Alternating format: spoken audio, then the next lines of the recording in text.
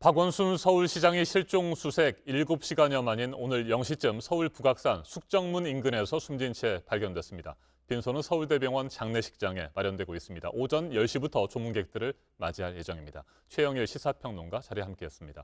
어서 오십시오. 안녕하세요. 네, 정말 모든 상황이 너무 갑작스럽게 맞습니다. 돌아가고 있습니다. 네. 충격적인데 박 시장 전날까지도 서울판 그린 뉴딜 정책을 직접 발표하는 등 적극적인 시정 활동을 펼치지 않았습니까? 맞습니다. 방송 활동도 이번 주에도 활발하게 네. 하셨고요. 말씀하신 대로 지금 부동산 정책 문제라든가 한국판 그린 뉴딜 정책에 대해서 아주 좀 이제 열정적으로 네. 의견을 피력하는 모습들이 최근까지 나왔습니다.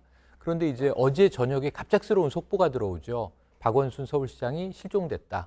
이 딸이 5시 17분경에 좀 이상한 말을 남기고 집을 나갔는데 전화 연락이 두절됐다라고 네. 경찰에 실종 신고를 한 거고요. 이때부터 이제 수색 작업이 어제 밤에 시작이 된 겁니다. 사실 한 580여 명의 이 경찰과 소방이 투입이 돼서 9시 반까지 수색을 했는데 찾지 못했고요. CCTV 결과가 나왔었는데 결국 오전 10시 44분에 공관을 나서서 10시 53분에 와룡공원 성북동에서 포착이 됩니다. 네. 그리고 3시 때 이제 핀란드 대사관 앞에서 전화 연락이 마지막으로 그랬죠. 두절됐고요. 그런데 이제 자정이 넘은 시간에 말씀하신 대로 이 북악산 숙정문과 삼천각 사이에서 사망한 상태로 발견이 됐고요. 새벽 3시 반에 서울대병원 빈소 영안실에 안치가 된 상황입니다. 지금 너무 급박하게 이 발생한 일에 지금 민주당, 서울시 모두 다 이건 뭐 당혹감을 금치 못하고 있는 상황이고요.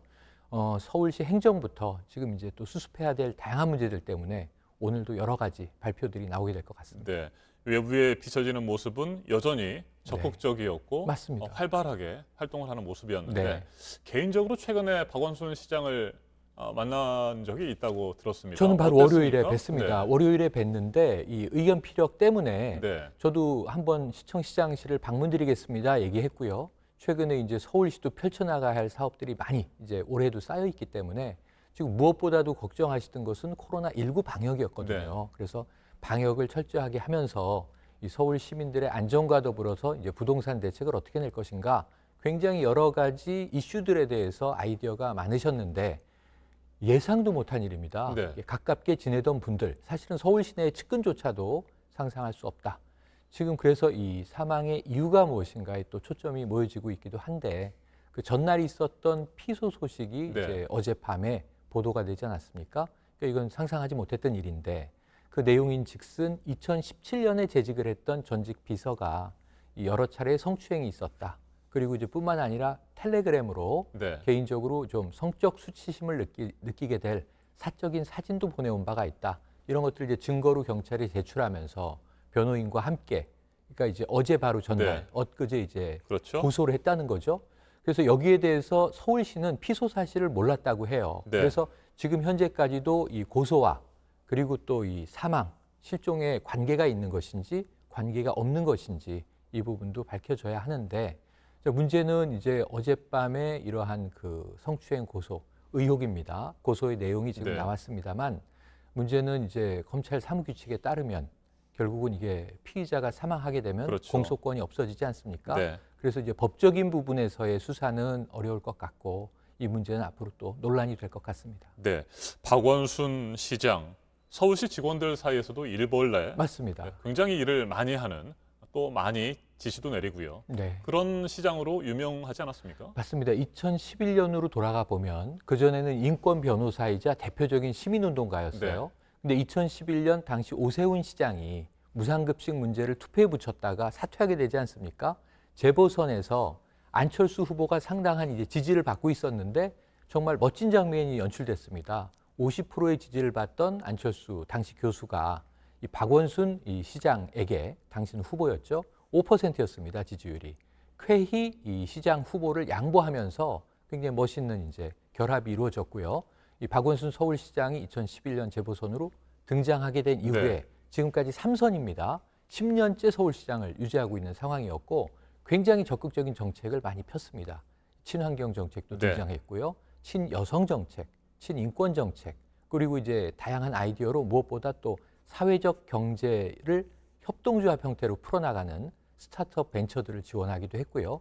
그래서 굉장히 이제 다양한 사업들을 이어왔는데 지금 이 10년째 서울시장을 운영하고 있던 상황에서 지금 오늘 아침의 상황은 네. 너무 급작스럽게 벌어진 일입니다. 네. 서정협 행정 1부시장이 시장 권한 대행을 맡아서 네. 일단 당분간 시정을 이끌게 되잖아요. 내년 4월 7일이 네. 재보선일 수밖에 없기 때문에 그때까지는 뭐 예. 권한 대행 체제로 갈 수밖에 없겠고요. 10개월은 그럴 수밖에 없겠고 오늘 아마 공식적인 발표가 나오게 될 것 같습니다. 네. 앞서 말씀하신 굉장히 많은 서울시 관련 네. 정책들 이것들은 어떻게 될까요?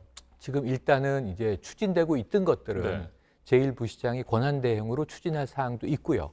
또 박원순 시장의 역점 사업이 일부 어쩔 수 없이 좀 이제 축소되거나 중단되는 것도 이제 예상 가능합니다. 이것은 이제 제1부시장의 권한 대행 체제에서 어떻게 시정을 이끌어갈 건지에 대한 방침이 나오게 되면 확인이 될 것 같은데 무엇보다 오늘 아침 이 상황이 혼란스러운 것은 아까 잠깐 언급을 드렸지만 네. 지금 이제 고 박원순 서울시장의 삶에 대한 재조명인데요. 문제는 그 누구보다 여성 인권을 특히 이제 성희롱, 성추행, 성범죄의 문제를 네. 법적으로 엄단하도록 만든 이제 장본인이었다는 거죠. 그래서 이 56년 창녕생인데요. 이 경기고를 나와서 서울대학교에 진학을 했지만 유신 체제에 저항하다가 제적이 됩니다. 그래서 이제 단국대 사학을 졸업하고 하버드를 이제 유학을 다녀왔죠. 그러면서 인권운동가로 변신하는 그 과정에서 대표적인 사건이 서울대 우조교 사건이거든요. 네. 성희롱에 대해서 정신적 피해에 500만 원의 이제 보상 판결을 받아냅니다. 그리고 이제 80년대 당시에는 권인숙 양의 성고문 사건이 대표적으로 있었고요.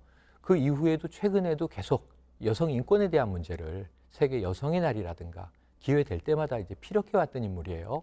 그래서 오늘의 이 상황이 좀 당혹스럽게 받아들여질 수밖에 없고 아마 이 박원순 서울시장의 이제 오늘부터 빈소가 마련되니까 여러 가지 이야기가 당분간 나오게 될 것 같습니다. 네. 그런데 관련된 성추행 의혹은 뭐 공소권 없음으로 경찰의 수사가 종결되기 때문에 네. 사실상 뭐 확인되거나 밝혀질 수 있는 상황은 아닌 것 같습니다. 그런 의혹으로 남게 되는 의혹으로 상황인 거고요. 남을 텐데 네. 일부 이제 언론에 의해서 도대체 이 전말은 어떻게 되는 것인지가 네. 한 번쯤은 정리될 필요는 있겠습니다. 알겠습니다. 자, 지난 4.15 총선 때로 돌아가 보면 말이죠. 네. 이른바 박원순계로 불리는 인물들이 많이 당선이 됐잖아요. 맞습니다. 그래서 대권 도전에 더 힘을 받게 될 것이다 이런 전망들도 나왔었고요. 네. 이 부분을 한번 짚어볼까요?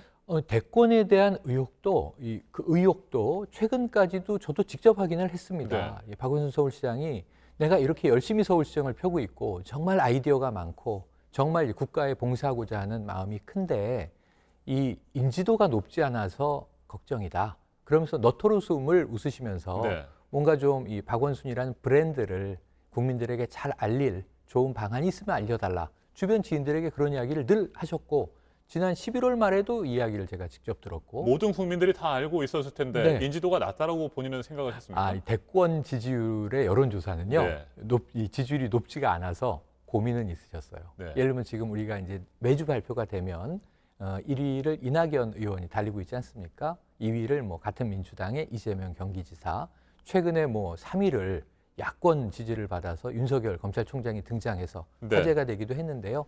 이런 이제 지지율 조사에서는 박원순 서울시장이 지금까지의 그 해온 이제 쭉 과정에 비해서는 그 두 자릿수가 나오질 않고 있었어요. 그 부분이 또 본인에게는 상당히 고민이기도 했습니다. 네. 갑작스러운 사망 소식, 정치권도 충격에 빠졌습니다. 맞습니다. 아까 말씀하신 대로 뭐 민주당은 오늘 공식적인 입장이 아직 전혀 나오지 않고 있고요. 네. 서울시도 이제 당혹스럽게 아까 말씀하신 대로 제1부시장을 중심으로 앞으로 어떻게 이제 행정을 이끌어 갈 것인가. 아무래도 이 리더십이 중요하지 않겠습니까? 네. 아까 일벌레라는 말씀 매일 서울시정을 SNS로 챙기면서 시민들에게 보고하라 이제 하던 시장이었기 때문에 지금 서울시 행정도 어쨌든 이 권한대행 체제가 순조롭게 갈 것인지는 염려가 좀 있고요. 민주당이 오늘 관련된 여러 가지 대책회의를 이어가게 될 거고 아까 말씀 주셨지만 사실은 야당도 이 상황에 대해서는 상당히 지금 신중하게 지켜보고 있는 그런 상황입니다. 아마 이 장례가 마쳐질 때까지는 굉장히 좀 이제 차분하고 엄숙한 분위기가 될 것 같고 그럼에도 불구하고 또 의혹이 남아있는 상황이기 때문에 여러 가지 언론 보도들이 나올 상황이 있는데 한 가지 제가 꼭 개인적으로 말씀드리고 네. 싶은 것은 어제도 요즘에 SNS를 통해서 가짜 뉴스가 너무나 많습니다. 그래서 눈뜨고 보기 어려운 가짜 뉴스들이 많이 이제 날아다니거든요. 이런 부분에 있어서는 뭐 진실은 진실대로 또 삶의 공과는 공과대로 평가가 되는 차분한 시기여야 할 것 같고요. 절대로 허위 뉴스들은 좀 우리가 자제해야 될 것이다 하는 당부를 드리고 싶습니다. 알겠습니다. 지금까지 최영일 시사평론가였습니다. 말씀 잘 들었습니다. 고맙습니다.